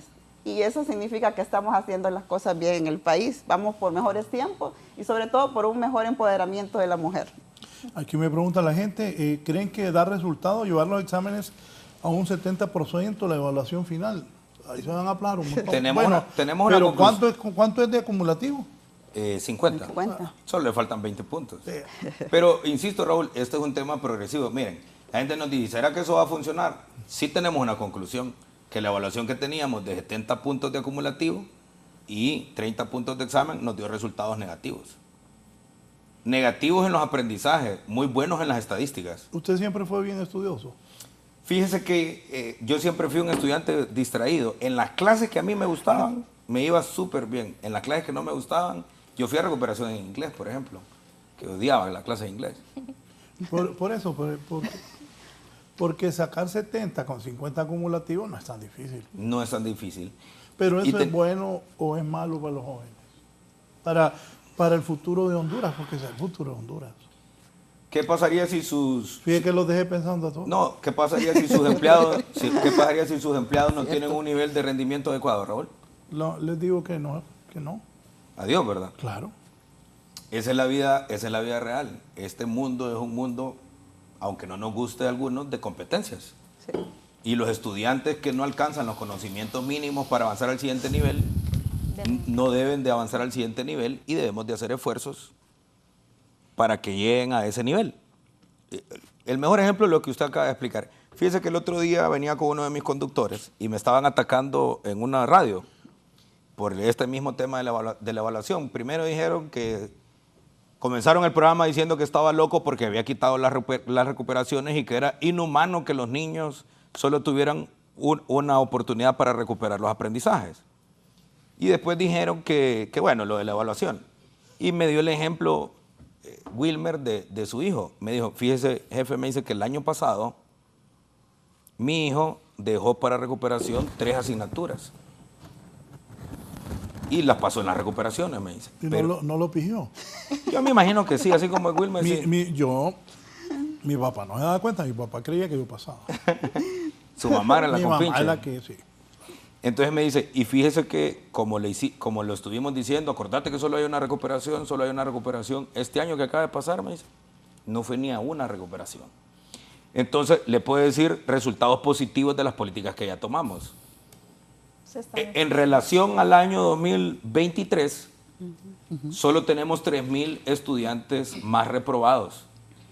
Entonces, nosotros pensamos en nuestras proyecciones que íbamos a tener un 8% de índice de reprobación, es decir, duplicar la cantidad de reprobados que teníamos en relación al año 2023, pero no llegamos ni siquiera al 5%. Es decir, que nuestra estrategia funcionó. ¿Qué trajo consigo ello? Que papá y mamá posiblemente apretó más al estudiante en el rigor académico. Y los estudiantes también asumieron mayor responsabilidad porque sabían que solo tenían una oportunidad. Entonces, en promedio, en educación media, ¿cuántas asignaturas reprobaban los estudiantes? Entre 4 y 5. Tenían 5 recuperaciones. 5 recuperaciones. Sí, claro, habían solo. Sí. Entonces, ¿qué hacían? Esta primera recuperación solo le apostaban a una clase. Qué mala educación. Pero ese era el sistema de evaluación que teníamos y es el que estamos cambiando, Raúl. Entonces, la evaluación no solamente debe ir acompañado de lo que estamos discutiendo, sino también de ofertas académicas, Raúl, que sean atractivas para los estudiantes. Nosotros el 26 de septiembre del año pasado publicamos los nuevos bachilleratos, que tenemos 33. Algunos siguen siendo los mismos, solamente que se han reformado los contenidos. Pero, por ejemplo, hoy Honduras es el único país de la región que tiene un bachillerato bomberil, que está orientado... ¿Qué bachillerato bomberil? Está orientado a los muchachos y a las muchachas que quieren ser bomberos de profesión. Entonces, nosotros hemos insistido en la educación orientada. Mira, aquí se cometió un error en gobiernos anteriores, que fue estandarizar y que todo el tercer ciclo sea igual, y eso no puede ser igual. Por ejemplo, el caso del técnico Honduras. No es correcto que un estudiante llegue a 10º grado a los bachilleratos y llega de repente al taller de mecánica industrial, nunca ha tocado un flexómetro, que el metro, no sabe qué es un pie de rey, no sabe las unidades de medida técnica que se ocupan en los talleres. ¿A dónde hacemos esa preparación? Cuando el niño llega en 7º grado. Entonces, la educación del tercer ciclo orientado nos sirve para tener profesionales con mayor capacidad y mayor experiencia. Otro bachillerato que a nosotros nos encanta y que lo impulsamos con muchísima fuerza es el bachillerato en cooperativismo. Ese bachillerato en cooperativismo está permitiendo que desde los territorios más aislados del país la población se organice, haga sus emprendimientos, comience a hacer negocios en la cooperativa y mejore sus ingresos. Ayer me reuní con funcionarios del CRS que están también en este esfuerzo con nosotros. CRS es una organización no gubernamental que nos ayuda muchísimo en la Secretaría de Educación. Están promoviendo también las cajas de autoahorro. Me contaba uno de estos funcionarios que en una escuela en un grado de primaria, entre todos los niños, de todo lo que ahorraron en el año, se hicieron 20,000 empiras. Esos niños ya van con la mentalidad de generar crecimiento económico. Muchos de ellos ya deben de pensar en tener sus negocios, están generando ya habilidades para ello. Otro aspecto otro bachillerato que nosotros estamos impulsando con muchísima fuerza es el de promoción social y desarrollo comunitario. Mire, hoy las comunidades llegan muchísimos proyectos, pero se van las organizaciones no gubernamentales o las mismas agencias del Estado, se retira el proyecto y el proyecto muere. Entonces usted ve que hay proyectos de donación de gallinas. Mientras hay acompañamiento técnico del gobierno o de la ONG, ahí están las gallinas bien bonitas. Se retira el proyecto, solo quedó el galpón. Hoy con este bachillerato nosotros estamos aspirando a eso. Otro bachillerato nuevo importante, este año es el año de las artes en la Secretaría de Educación. El nombre de la promoción es Pablo Zelaya Sierra. Tenemos el bachillerato en formación artística y gestión cultural. Ahí. En ese país, aquí me escribió el otro día, a mí me gusta eso del arte. Dos cosas. La Biblioteca Nacional. ¿Eso a quién le corresponde? Antropología, no, perdón, la Secretaría de Cultura. Eso da pena. Estoy de acuerdo con usted. Hace un par de años fui a la hemeroteca. Ya no hay nada. Ya no era aquello de hace años que estaba empastado y todo. Los mandaban periódicos a hacer ahí reguados. Sí. En la hemeroteca. Sí, claro. Cuando yo hice mi investigación de la maestría, pasé muchísimas horas en la hemeroteca y sí es una situación muy compleja. Pero ahí viene el otro tema, ¿por qué urge la ley de financiamiento? Porque no tiene recursos, no tiene presupuesto. Yo me he hecho amigo del director de la Galería Nacional de Arte, el licenciado José Jorge Salgado. Da pena ir a la Galería Nacional de Arte de Honduras. Que ahí debería ser bien hecho para que las escuelas y colegios vayan. Y, sí. Estamos trabajando dos proyectos importantes. Uno es debería de hablar usted con el director con todo gusto. Eso queda en el centro, ahí donde era el correo. Sí, mire, este año, por ejemplo, la Escuela Nacional de Bellas Artes solamente está en Tegucigalpa, pero tenemos municipios aquí cerca de Tegucigalpa que se está impulsando mucho el arte. En paz descanse el alcalde Paquito Gaitán, que fue un gran precursor de la educación artística y popular. Hoy hay un gran taller allá de esculturas. Entonces, vamos a abrir una en Cantarranas. Entonces, en Cantarranas vamos a abrir una sección de la Escuela Nacional de Bellas Artes.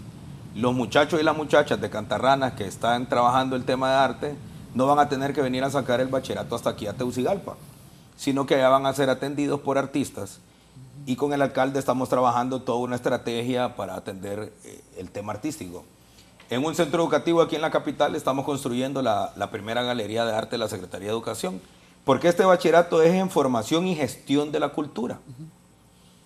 Por ejemplo, si Raúl Valladares quiere hacer la fiesta de cierre de año con los empleados de Canal 11 y quiere tener un cuadro de danza, ¿a dónde lo contratan? No hay espacios. No tengo idea dónde es. Bueno, no hay espacios para eso. Bueno, pero sí. hoy en la galería vamos a tener gestión de la cultura. Si usted quiere, por ejemplo, contratar ¿y la orquesta? La estamos impulsando. Eso lo hemos trabajado muy bien. Eso cerró también, ¿verdad? No. Lo estamos trabajando muy bien con... No, pero un tiempo que cerró eso. Pero hoy funciona. La ministra Anarela lo está haciendo muy bien. Por cierto, usted utiliza Spotify. Sí.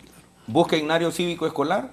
Es la Orquesta Sinfónica de la SECAP con el equipo de la Secretaría de Educación y tenemos todo el Ignario Cívico ahí. Este gobierno no informa nada de eso. Si no lo tengo sentado usted, ni cuenta me voy yo y menos lo que nos están viendo. Hay que pagar publicidad. No sé, pero no informan. Todo lo bueno. Claro, entonces, todo por lo bueno ejemplo, que viene haciendo. Hay cosas buenas. mire eso que usted acaba de decir. La Banda de los Supremos Poderes es la agrupación musical más antigua del país y nunca había tenido, Raúl, disco grabado. Hoy, ese esfuerzo en conjunto y el trabajo colaborativo entre la SECAP y la Secretaría de Educación, graduamos el primer disco de la Banda de los Supremos Poderes. Entonces, todos los himnos, por ejemplo, nosotros nos aprendimos el himno al Pino, el himno a Morazán, el himno a la Madre. Hoy todos están, lo pueden buscar en todas las plataformas de consumo de música digital, en Spotify, en Amazon Music, en Apple Music, en YouTube. Y ahorita ya está saliendo casi del horno el nuevo disco de la canción folclórica nacional. Y vamos a publicar también un tercer disco, que son los himnos, pero en versiones infantiles. Porque ese primer disco que publicamos con el sello editorial Sabio Valle es un disco que tiene los arreglos musicales y la composición de los autores originales. Pero las notas son muy altas para que nuestros niños alcancen las tonalidades. Entonces, trabajamos con la SECAP y la Secretaría de Educación unos arreglos musicales y vamos a hacer una versión escolar de esos himnos. Hay algunos otros bachilleratos que son muy interesantes, como el marítimo portuario, por ejemplo, para las agencias aduaneras. Eso nos va a servir muchísimo. Hay un enorme sector ahí que estaba desatendido. Hay también uno sobre mecánica de aviación, que como bien decía la profesora Lana, hay cosas interesantes que estamos trabajando con las Fuerzas Armadas de Honduras, ¿verdad? Ahora mismo en el técnico Honduras, este año... Vamos a empezar la vinculación con Vamos ellos a comenzar la vinculación. para formarlos en educación técnica. Con ellos, el asistente ejecutivo bilingüe, por ejemplo, Raúl, que para nosotros eso es muy, pero muy importante. El bachillerato técnico profesional en salud y nutrición comunitaria, el tema de la nutrición infantil, debe y es hoy en el gobierno de la presidenta una política central de Estado. Pero necesitamos gestores que nos puedan ayudar con todos esos elementos. Y por ejemplo, yo aplaudo muchísimo al ministro Mario Moncada, que ha andado construyendo canchas en todo el país, desde los departamentos de la zona central hasta el departamento de La Mosquitia, que es el que está más aislado. Pero lo importante de esas canchas es quiénes las van a usar, que son los niños y las niñas. Y por ejemplo, este año, Raúl, en el Instituto Central Vicente Cáceres vamos a aperturar el bachillerato en deportes y recreación. ¿Qué quiere decir esto? Que por un lado el gobierno de la presidenta está construyendo la infraestructura del deporte, pero por otro lado no tenemos la estructura que debe de administrar, potenciar y desarrollar el deporte. Entonces, este bachillerato, por ejemplo, en deportes y recreación, que vamos a aperturar este año en el Instituto Central Vicente Cáceres, va a permitir dos cosas: que los egresados de ese bachillerato tengan salida laboral, pero también que puedan proseguir estudios en el siguiente nivel educativo en las disciplinas de deporte y de recreación. Esos muchachos van a poder ir a trabajar como entrenadores personales, como entrenadores de gimnasio, como ayudantes de de técnicos en diferentes deportes o ir a estudiar a la universidad. ¿Y por qué estamos haciendo eso? Yo recuerdo que cuando el Papa invitó a 100 líderes influyentes del mundo en materia educativa, el único ministro varón que invitó fue a mí. Y aquí se rieron porque le entregué una camiseta de la selección de Honduras. A él le gusta el fútbol. Le encanta el fútbol y tiene una sala gigantesca en el Vaticano. Yo tuve ¿Usted sabe que un entrenador cuenta una historia del Papa? Creo que fue, no sé si fue el Coco Basile, un entrenador argentino. Él es seguidor del equipo San Lorenzo de Almagro, donde jugó un hondureño, Bennett. Pues llega el nuevo entrenador, porque iban perdiendo, corrieron al entrenador, entonces llega un nuevo entrenador. Entonces está el nuevo entrenador y en eso entra el Papa Francisco. Y dice el nuevo entrenador, ¿y a ese quién lo dejó entrar? No era Papa, todavía no era Papa, pero era el Papa, el cura de ahí de Argentina y era seguidor de ese equipo. Entonces entra el tal Francisco. Él oraba con los jugadores antes del partido, pero el nuevo entrenador dijo, ¿y el cura quién lo dejó entrar? Sáquenlo. Lo sacó. Él mismo cuenta historia con el Papa Francisco. Yo sí entendí cuando él le dio una camiseta de la selección al Papa Francisco, porque al Papa Francisco le gusta el fútbol. Yo al Papa Benedictus, cuando fui con el presidente Zelaya, le entregué un cuadro de Mauri, y ya voy a hablar de los pintores hondureños, un cuadro de Mauri de la Catedral de Tegucigalpa. Y ahí le explicamos que era la Catedral de Tegucigalpa, la capital de Honduras. Yo sí entendí cuando usted le dio la camisa, y él, porque a él le gusta. Le encanta. Y además le regalé unos libros también. Los libros no fueron noticias, la camiseta sí. Pero aunque se rieron, nosotros seguimos avanzando. Y hoy tenemos firmado... Hoy lo voy a reforzar a usted. No estaba pensando mal, usted bien, está bien, es la camisa de la selección de Honduras. Cuando estábamos en Roma, a ver, le dije al presidente de Zelaya, fíjate que voy a hacer una cena, fíjese presidente que voy a hacer una cena con David Suazo. Andaba la primera dama en ese momento, la hoy presidenta Xiomara Castro. ¿Para qué vos ahí con Emel? Mira, le digo, David Suazo es un hombre mundialmente conocido por el fútbol y es un representante de Honduras. Y Mel, estuvimos en la cena, Mel, la presidenta Castro, el presidente de Zelaya, la presidenta Boy Castro, primera dama, Milton Jiménez, creo que estaba la Pichu también, y yo en esa cena. Porque el deporte es algo mundial y así apareció el presidente de Zelaya. En los periódicos de Italia, yo estaba con David Suazo. Claro. Usted no quería que se dieran cuenta que ya ahí andaba el presidente de Honduras. Claro. Sí. Y está bien que usted le dio esa camiseta. No, pero sabe que una de las cosas lindas porque no solamente fue la visita, sino que tuve el honor de estar en una jornada de trabajo con él y con el equipo de la Santa Sede 3 días en el Vaticano. Y de ahí salió firmar el convenio con FIFA. Y hoy Honduras es el segundo país de Centroamérica, después de Costa Rica, de tener FIFA for School. Y eso nos permite, hoy tenemos contratados un número importante de profesores de educación física, Raúl, que no dan clases en los salones de clase, sino que se dedican única y exclusivamente a entrenar niñas y niños. Entonces, por ejemplo, si la profesora Tracy lleva 4º grado, y de ese 4º grado hay 3 niños o 3 niñas que están entrenando con el profesor Tábora, por ejemplo, que es quien dirige en la zona norte, o el profesor Humansor, que es el que dirige en la zona sur, o el profesor Nahún Espinosa, que hizo tricampeón al Olimpia aquí en la zona central. No va a ser la profesora Tracy quien les va a poner la nota de educación física, es el profesor que los está entrenando.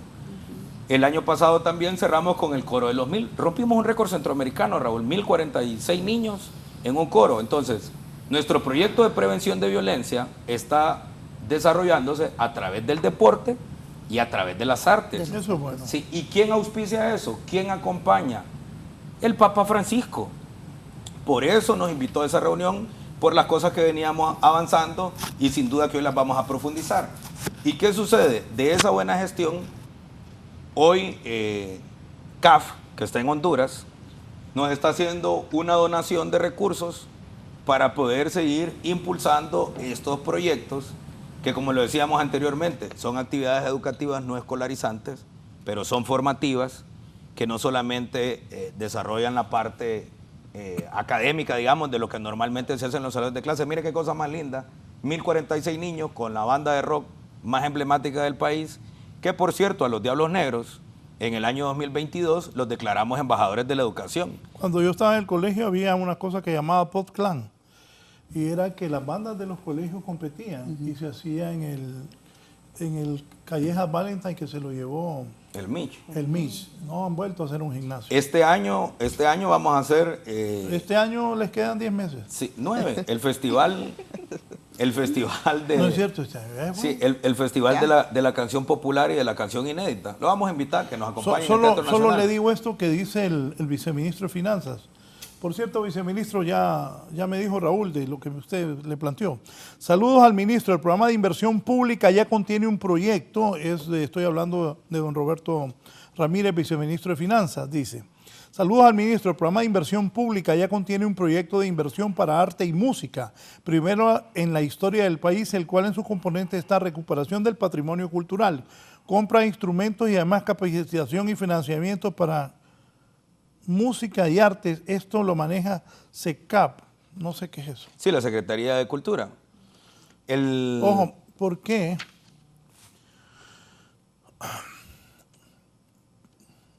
Miren, muertos. Él habló de Pablo Zelaya Sierra, uno de los más grandes pintores de la historia. Muertos: Pablo Zelaya Sierra, Ruiz Matute, Becerra, Antonio Velázquez, Gelacio Jiménez, Benigno Gómez, Aníbal Cruz Garay. Escuelas y colegios no le hablan de eso en Honduras a los muchachos, a los estudiantes. Roque Zelaya está vivo, Vizquerra está vivo, Mauri está vivo, Armando Lara está vivo, Luis H. Padilla está vivo, Durán Lanza, Monzón, y puedo seguir. No le hablan de esos grandes artistas que tiene Honduras. El otro día fui a Guatemala por cuestión de trabajo y entré al Hotel Hyatt. Y había un gran cuadro muy lindo. Y dije yo, ¿será de Armando Lara ese cuadro? Y me acerqué. ¿Es de Arzú? No, es de Armando Lara. Hyatt en Guatemala. Ah, en Guatemala. No aquí. Arzú fue compañero mío el Samiel. Lo ponía de portero. ¿Era bueno? Sí, era bueno. Las manotas que tenía aquel moreno. No, y se sentaba cuando estábamos esperando el bus a pintar con carbón rostros. Santo Arzú, sí, claro. Compañerito mío, el Ramiel. Saludos, Arzú. Gran artista. Ezequiel Padilla también. Es un gran... Este año le dimos la orden. Le Aquí dimos me la orden escribe, Morazán. si mal no me equivoco, hay un cuadro de Ruiz Matute en la Galería del Vaticano. Ese es un pintor hondureño, ya murió. El único centroamericano en la serie de Lázaro, Ezequiel Padilla. Pero no, muchos maestros ni saben de lo que estoy hablando. Claro. Bueno, es parte de por qué este año lo bautizamos Pablo Zelaya Sierra y lo hemos definido como el año de las artes, precisamente por eso que usted está explicando. Y aquí hay un tema sociológico que hay que comprender, Raúl. Los países con economías deprimidas, y sobre todo con toda esta filosofía de la desesperanza que tiene el país, no aprecia las expresiones artísticas o las aprecia muy poco, y en la misma dimensión las expresiones deportivas. Y la única manera de tener sociedades democráticas con personas con alto nivel de capital social es haciendo arte y deporte, además de lo que hacemos normalmente en la escuela. ¿Por qué? Porque todas estas actividades extracurriculares, que son parte de la formación, desarrollan todas esas habilidades blandas que a veces la escuela no puede desarrollar, que hoy en los gerencias de recursos humanos están de moda, ¿verdad?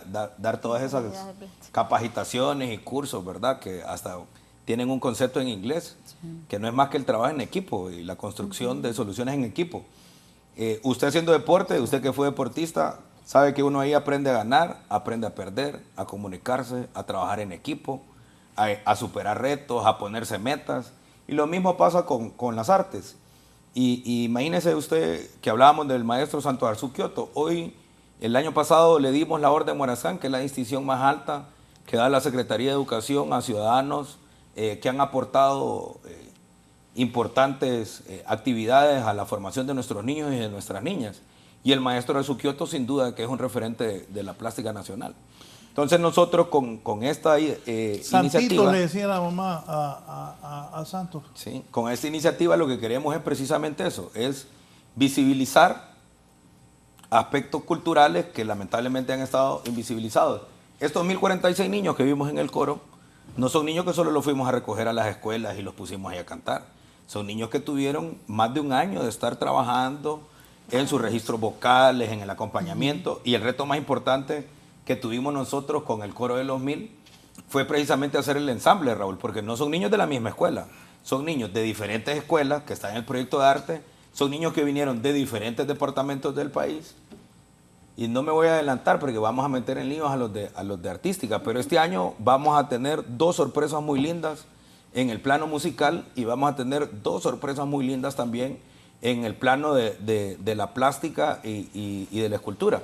Y eso para nosotros va a ser muy significativo, sobre todo porque las artes en el gobierno de la presidenta han ocupado un espacio muy importante. La ministra Vélez ha hecho un enorme esfuerzo en la Secretaría de Cultura, que nosotros hemos venido acompañando.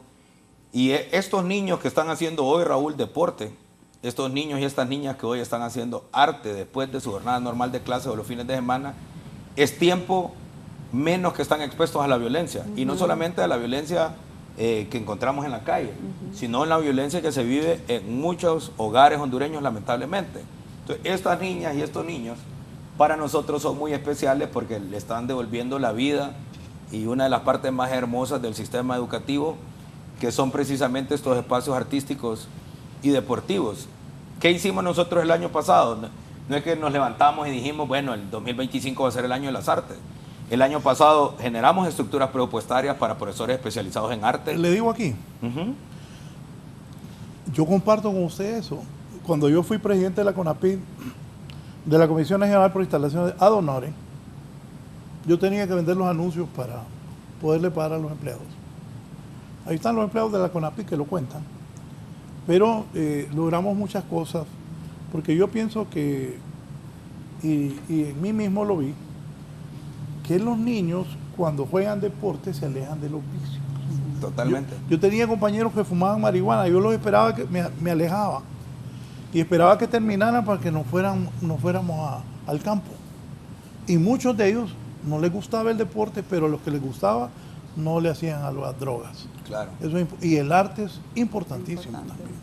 No, y como decía mi abuelita, la gavilla arrastra, ¿cierto? Es decir, Sí. si un grupo de estudiantes van a hacer deporte y alguno tiene ese problema de consumo de drogas, pero sus demás compañeros no lo hacen, en el mediano tiempo puede ser que lo deje, que abandone el vicio, que esa es parte de las cosas importantes.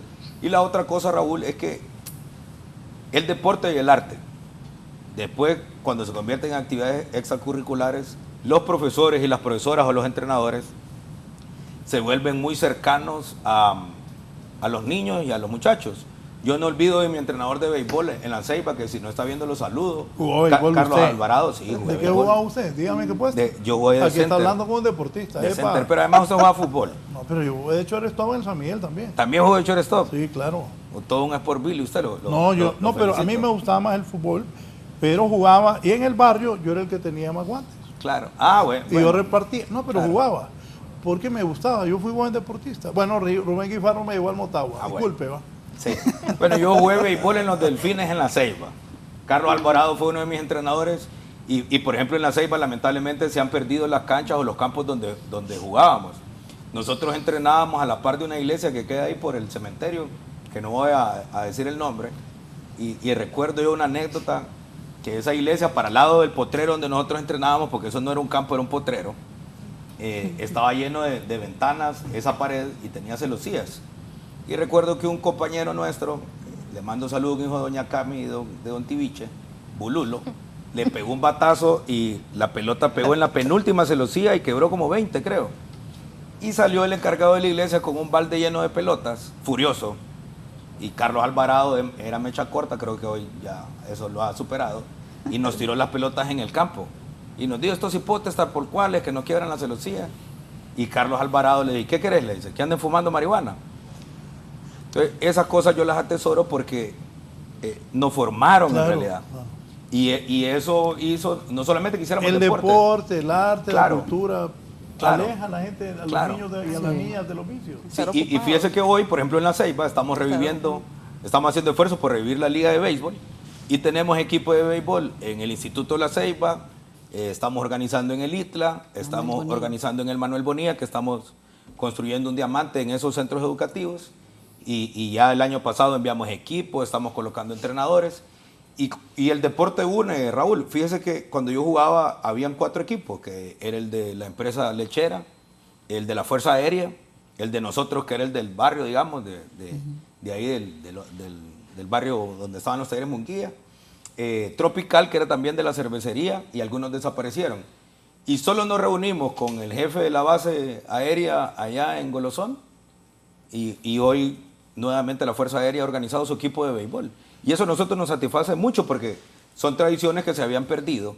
Y hoy la Ceiba, que tiene problemas de violencia, problemas de drogas, que los muchachos y las muchachas... Sí, Ceiba no era así. Sí, no. Nosotros podíamos estar a cualquier hora de la noche en la calle y no pasaba nada. Es más, la mayor parte de los muchachos y las muchachas que jugábamos béisbol, llegábamos solos al campo. Los papás eran pocos los que nos llegaban a traer. Entonces, ¿por qué estamos haciendo esto en la escuela, Raúl? Porque queremos tener también las escuelas abiertas en el periodo de vacaciones y los fines de semana.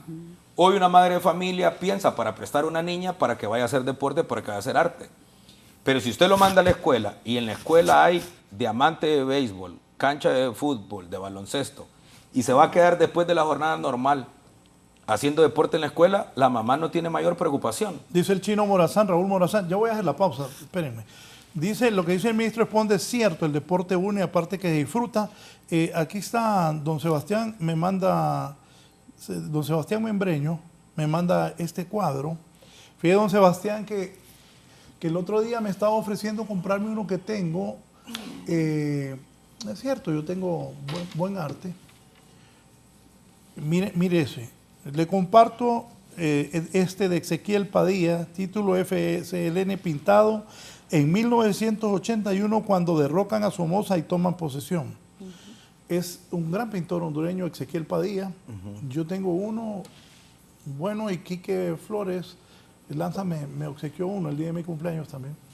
Hay grandes pintores en Honduras, que los niños y las niñas deben saber esos grandes artistas. Y muchos son autodidactas. Claro. Grandes, sí. Y otros, muchos de ellos maestros en Bellas Artes. Sí.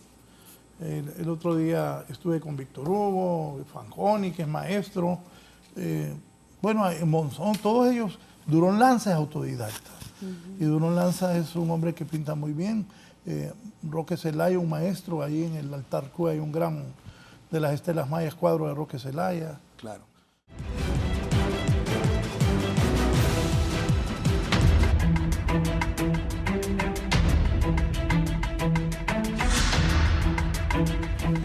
Bien, vamos a la parte final. Yo quiero agradecer la comparecencia de estas autoridades de educación. Tracy, comentarios finales, un mensaje a la población. ¿Qué le dice padres, estudiantes y madres que están pendientes de la educación?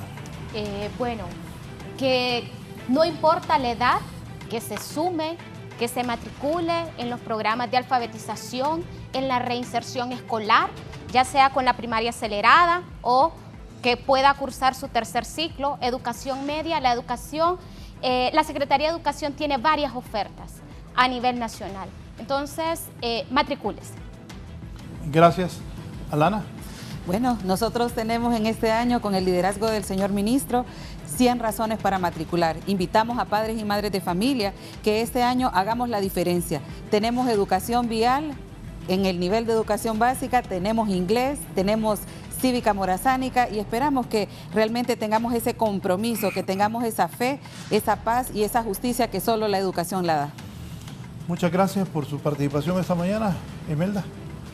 Bueno, agradecerle esta oportunidad y sobre todo decirle a toda la comunidad del ITH y a toda la sociedad hondureña que estamos listos, nos unimos a la campaña de 100 razones y en esa oportunidad una de las 100 razones es ofrecer una educación técnica de calidad y ya saben, permítanos padres y madres de familia escribir esta historia de éxito académico juntos y poder llevarlos a otros niveles. Gracias. Ministro. Agradecer a Canal 11 por su apertura para poder venir a contar todas las cosas positivas que estamos haciendo y los retos que enfrentamos en la Secretaría de Educación, en el gobierno de la presidenta Castro, que ha puesto el derecho a la educación como prioridad. Invitar y recordar a los padres de familia. Hay muchísimas razones, son más las razones para matricular a nuestros niños que de no matricularlos.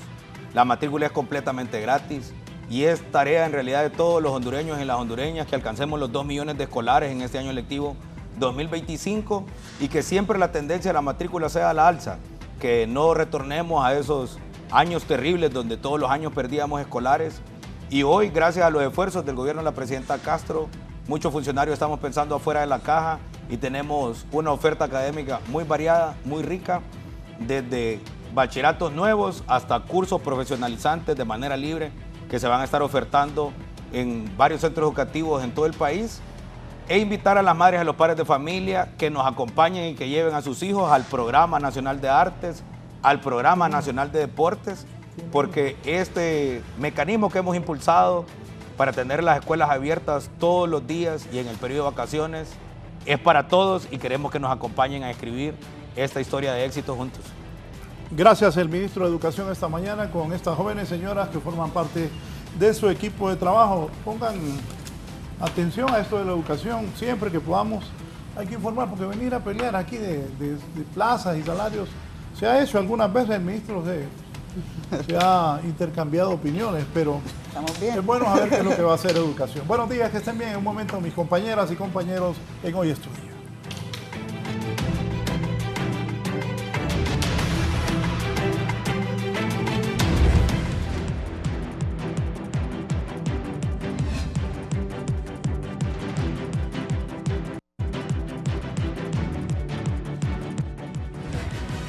Esto es La Entrevista con Raúl Valladares.